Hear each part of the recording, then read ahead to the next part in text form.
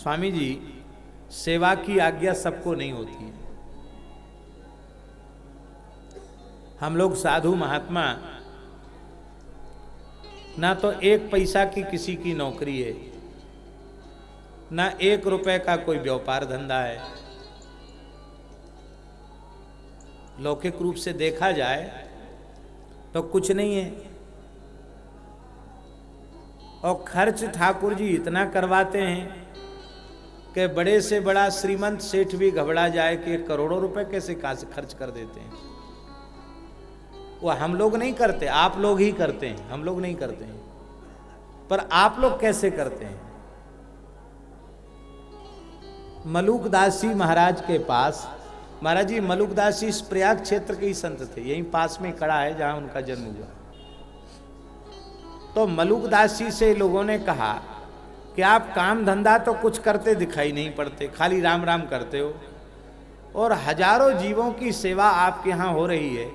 उनके चरित्र में लिखा है महाराज जी, भूखे कुकुर हु जो आवे क्षुधावंत है तिन्हीं अगवावे। कुत्तों की जमात को भी प्रणाम करते, प्रभो पधारो प्रसाद पाओ। कुत्तों को पत्तल परोस के जिमाना कठिन है, पर मलुकदास जी कुत्तों की पंक्ति अलग लगाते, उनको भी परोस कर जिमाते। इतना उनमें जीव मात्र की सेवा का भाव। मलुकदास जी का सिद्धांत, भूखे ही टूका प्यासे ही पानी, यह भगति हरि के मन मानी। इतनी सी भक्ति है, भूखे को टुकड़ा दो, प्यासे को पानी दो, इसी को भक्ति कहते हैं।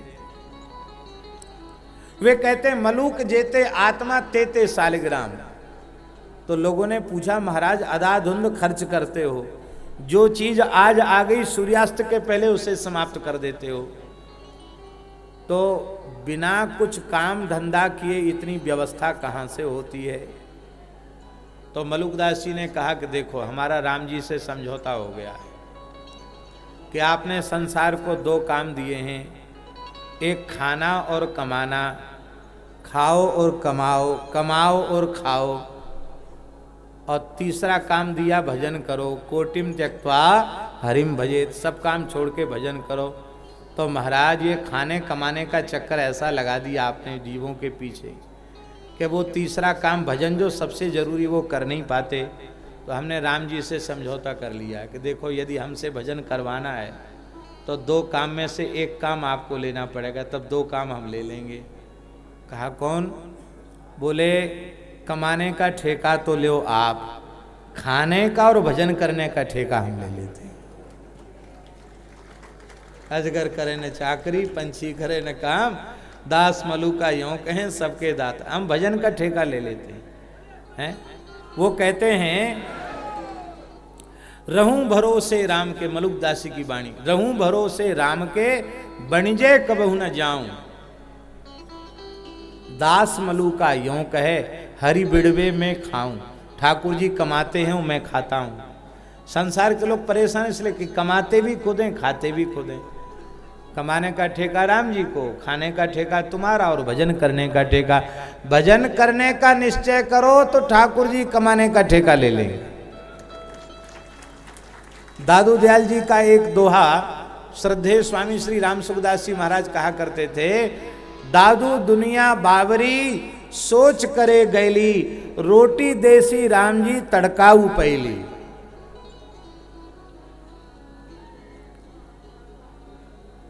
रोटी देसी राम जी, दुनिया बावरी है, खाने कमाने में परेशान है, राम जी का आश्रय लेकर के देखो, सूर्योदय पीछे होगा, रोटी की व्यवस्था पहले हो जाएगी।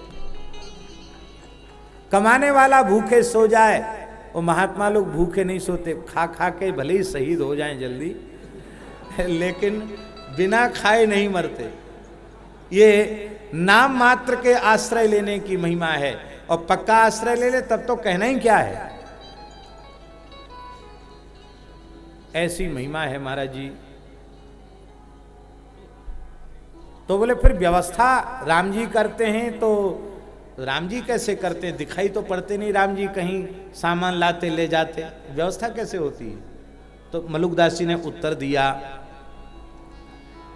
मोदी सब संसार है,